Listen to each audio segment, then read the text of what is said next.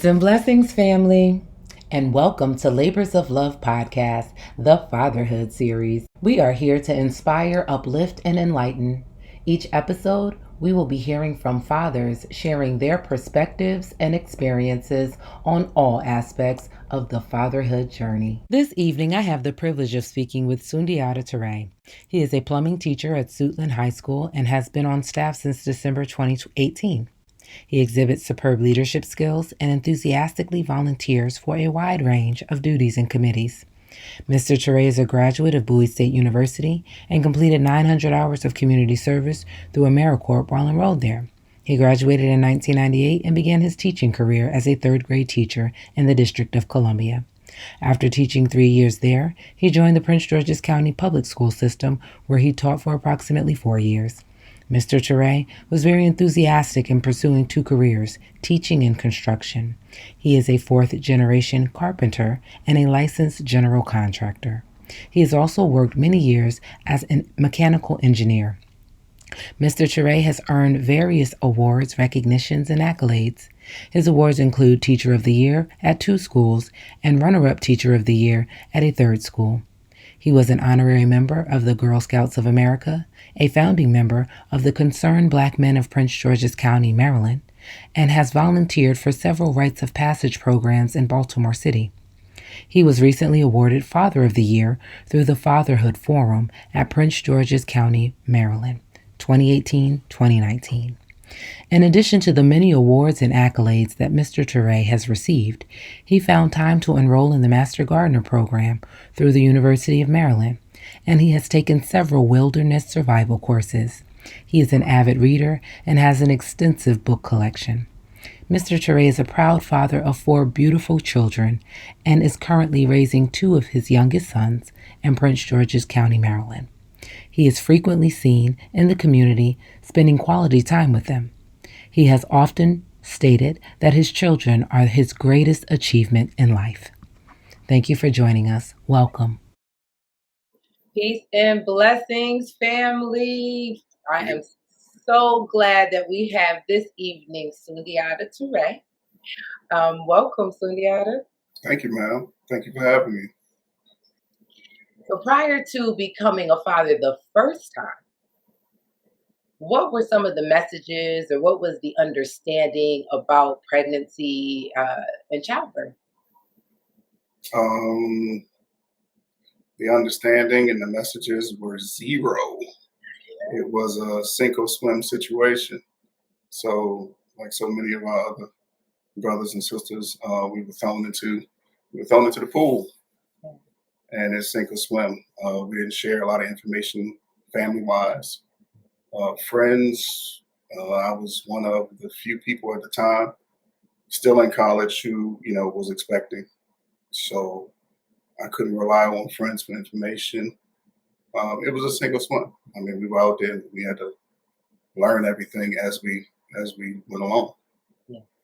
So you didn't have any like cousins or family members who you might have saw pregnant, but yeah, I had quite a few of those. But like so many of us in the Black community, in our communities, we don't really talk about a lot of things. Mm-hmm. And because pregnancy is associated with sex, and that's not a topic that we really cover, it's almost like a taboo. It's like a taboo for us to deal with. So yeah, you saw aunties pregnant, and saw the result of that. No one talked about how aunties got pregnant, but you saw it. But still, there was no conversation about it. You didn't know anything about, their process and whether or not it was natural. Mm-hmm. They just didn't speak about it. Yeah. So that's a good segue into the next question. So once you, found out that you all were pregnant, was there anything that you did to prepare? And you can speak about the first birth as well as all of the births, whether it was, childbirth classes, whether there were books, or any other kind of exposure that helped you get ready for this process. Yeah, it's funny that you mentioned the childbirth classes now. I remember those. Okay. That was pretty interesting. Yeah, so for the first one for Quasi, um, I did a lot of research. Mhm. So I researched.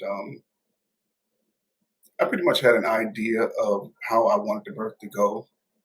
And again, since we were in the sink or swim mode, we were learning, as we went along. So I had an idea as to, I wanted a natural birth. And I had to do research based off of, my idea of being natural, or trying to live as natural and holistic as possible at the time, Mhm. um, of having a natural birth. And so that entailed us doing the classes, Okay. and that entailed us doctor visits. Mhm. For the first one, speaking of Ashawn, and just looking into how we wanted Ashawn to be born. Mhm. And so, because like I said earlier, I wanted it to be as natural as possible, we looked into the birthing centers. And back then, birthing centers were, they had birth care in Virginia. We didn't look at that one because we thought that may have been too far. But they had one that was in Mitchellville Plaza, Mitchellville, and we went to that one, and we went to another one out in Montgomery County, I believe it was. And that was pretty interesting. I like the environment that they had. It was a nice, soft, warm environment, similar to birth care. Mhm. And so I had my mindset that this is what I wanted to do. The hospitals really weren't an option to me. And so, yeah, that was with Quace. Now, with the other three, because we already had that backdrop and that background, that experience with looking into the birthing centers with Ashawn, I still had it in my mind that I wanted all of my children to be birthed naturally. Not only birthed naturally, but to live as natural as possible, and that included the vaccines, and that included breastfeeding, and so on and so forth. And you were on the same page with me with that one, so that was a good thing. So the the the, the latter three children, it became much easier. It was an easier process because of the first experience.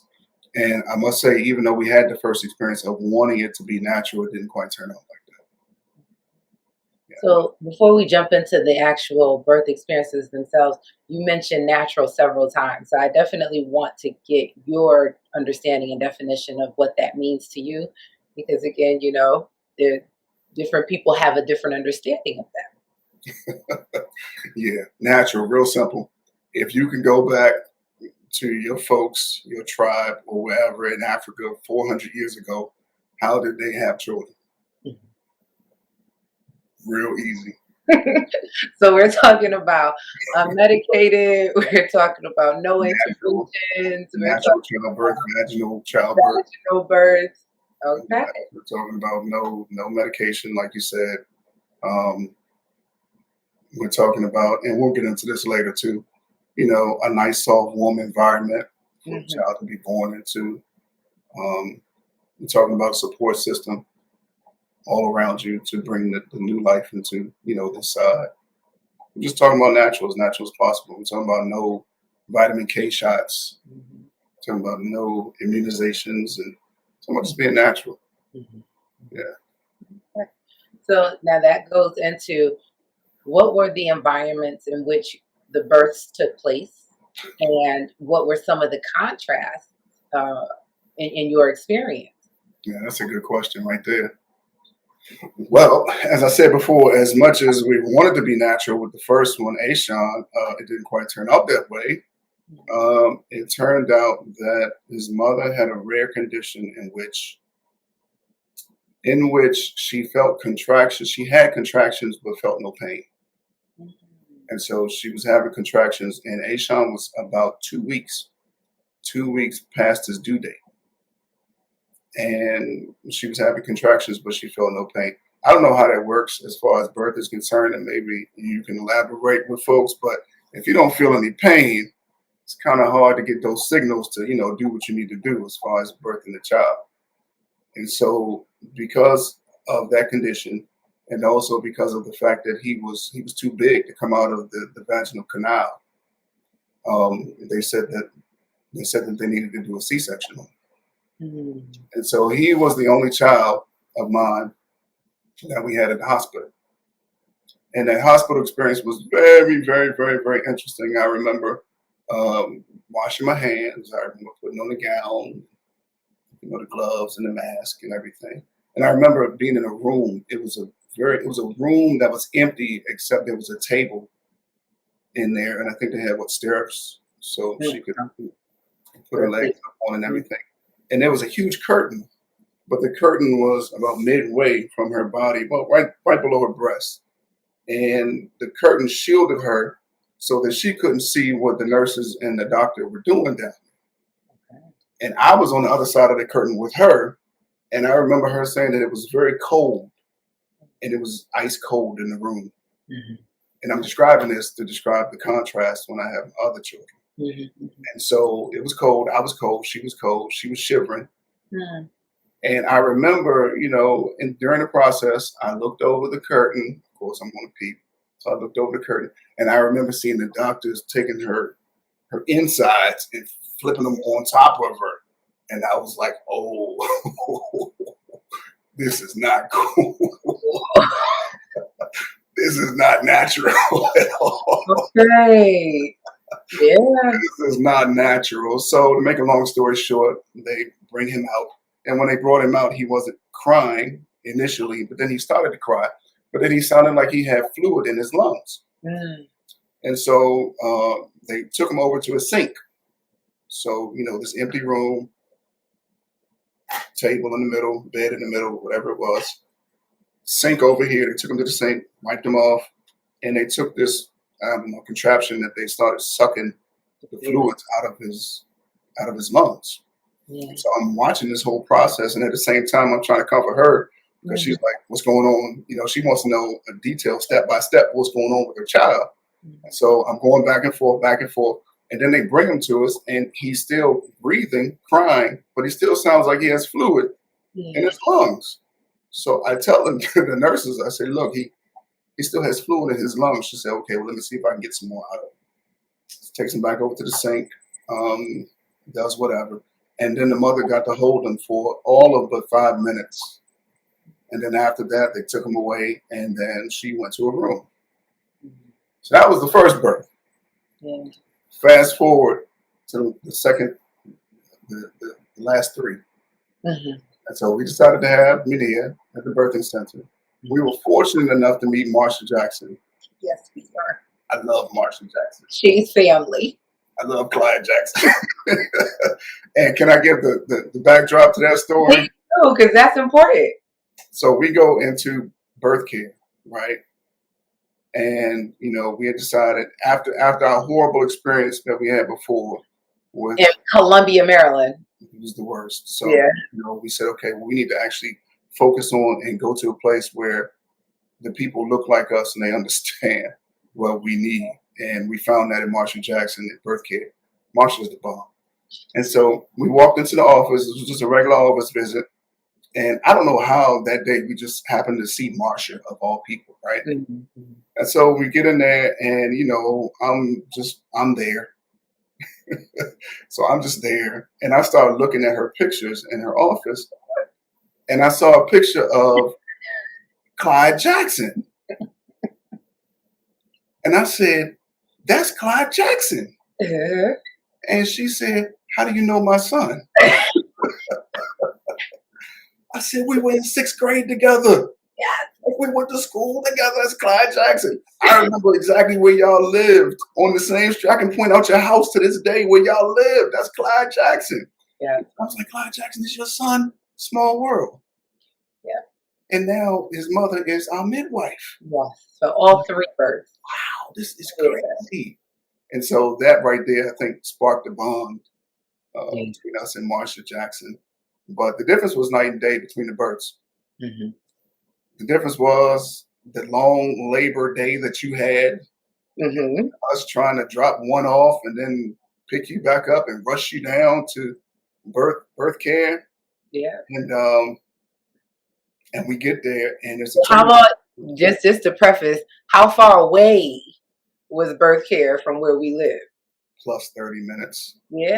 Like minimally 45. Yeah, it was definitely it was a hike. And so, you going through your pains in the car, and we finally get you to birth care, and totally different environment.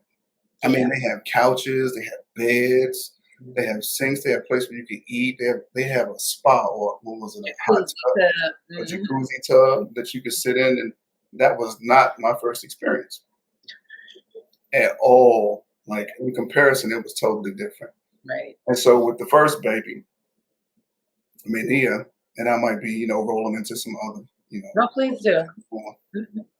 But with Mania, my mother and my sister were there. Yeah, they were. And so it was a nice, quiet setting. It felt like you were at a nice little apartment or a nice little hotel room or something. It was a nice environment. And I remember, supporting you. And I was behind you, laying on the bed, and you were laying on me while you were, going through your contractions and the labor pains. And the two things that I remember the most from that situation was my mother and sister being there. Three things. The three things that I can take away from that situation. The first was,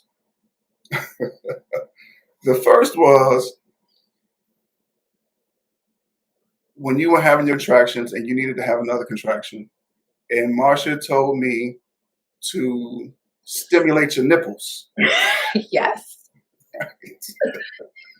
Who knew? Right. That's natural induction, right? Right. But I found that out with my mother and sister there. Right. So now I'm in front of my mother and my sister, and I'm behind you, and I'm stimulating your nipples. And I was a stimulating nipple machine. I was going for it. I thought I was. And I'm like, yo, I'm doing this in front of my mother and my sister. But it worked. It worked. It definitely worked. The contractions came. They were full force. Yes. And then the second thing was that when Mania came out, her head came out, and the cord was wrapped around her neck a few times.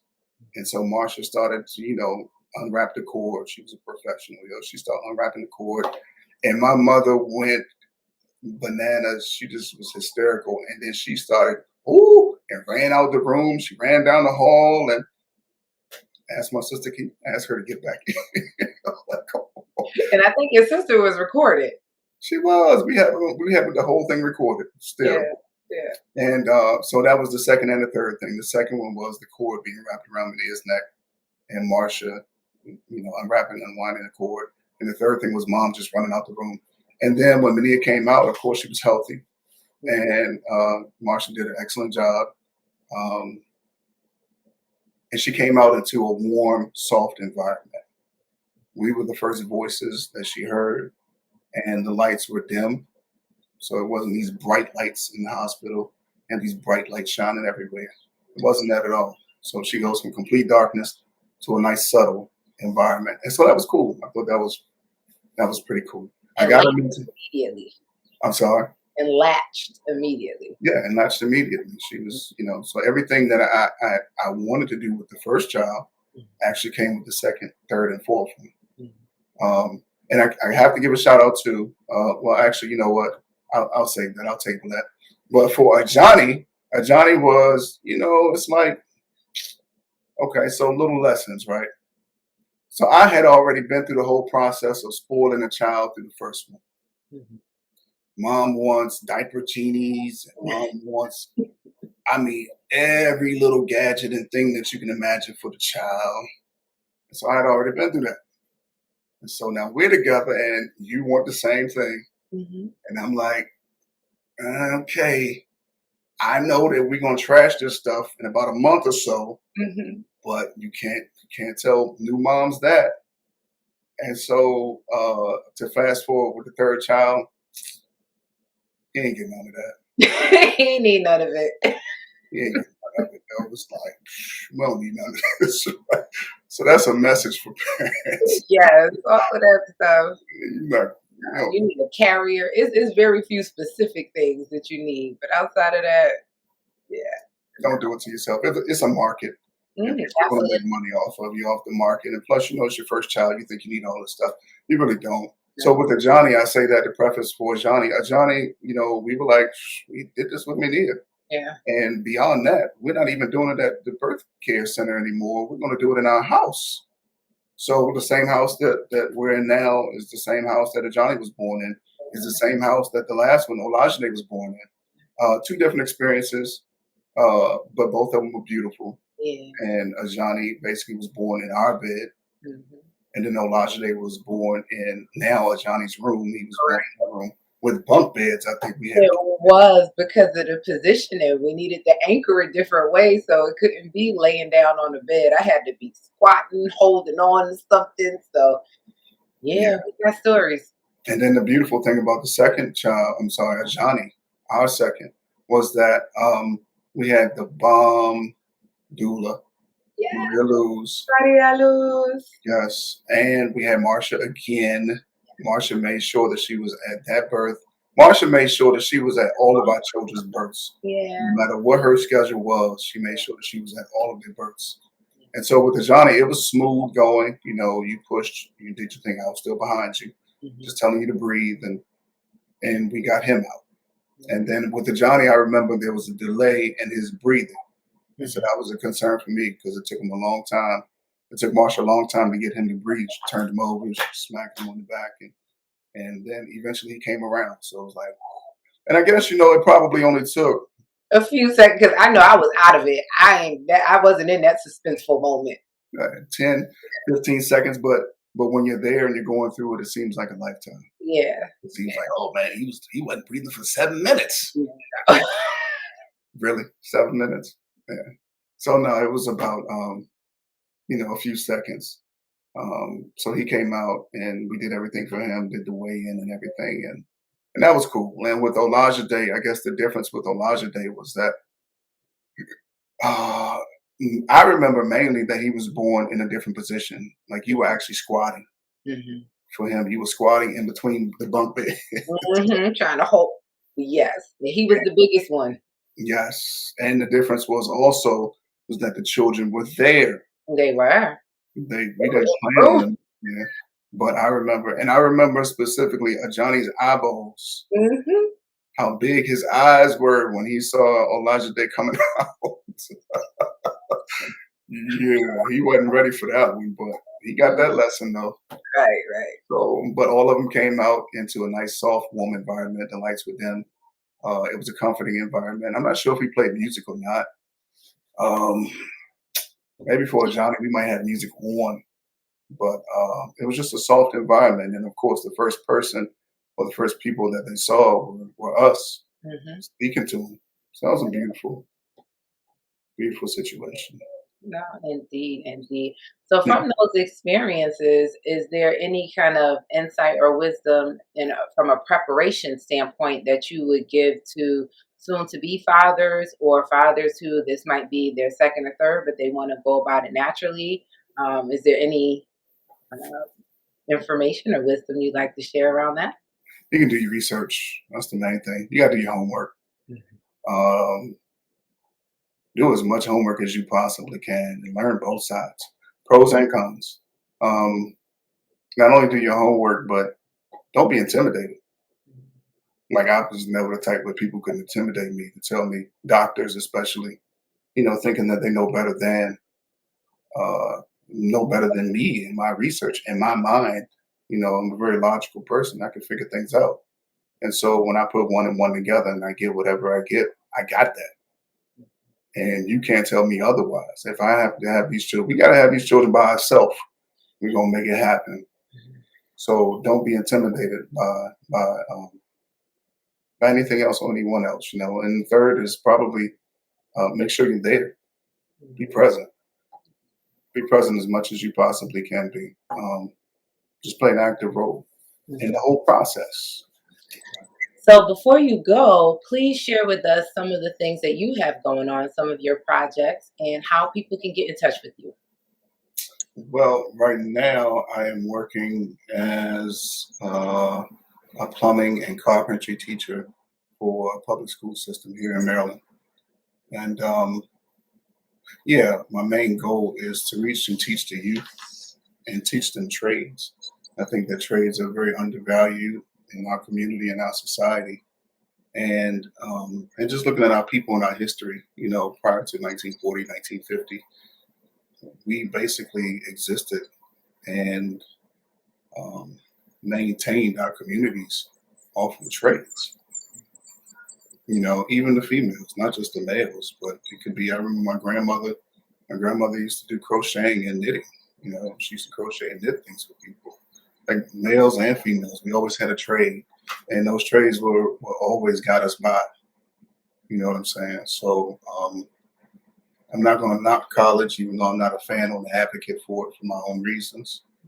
But at the same time, we really need to focus on sending our children and teaching our children trades for the future. Even if you send them to college, make sure that they have a trade. And people say, well, yeah, they can have a trade as a backup. I say, yeah, they can have college as a backup.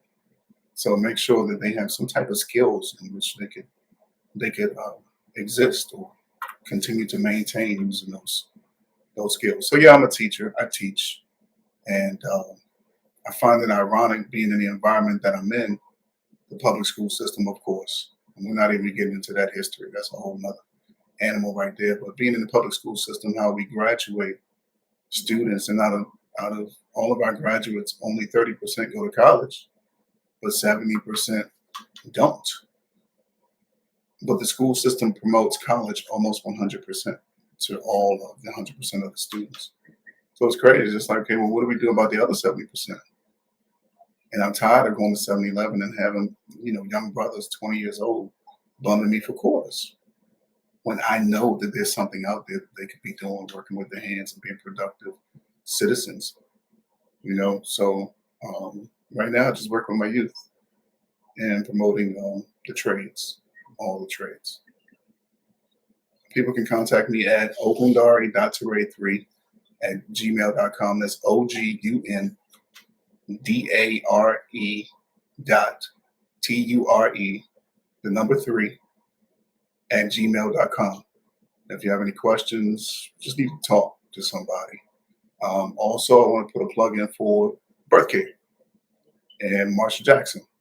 Please look at a natural birth as a true alternative for you and your mate. And if you're going that route, I'm going to suggest you go to birth care. Marsha is the best.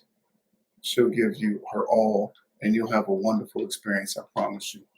So birth care is in Alexandria off of, is it Duke Street? It's on King Street.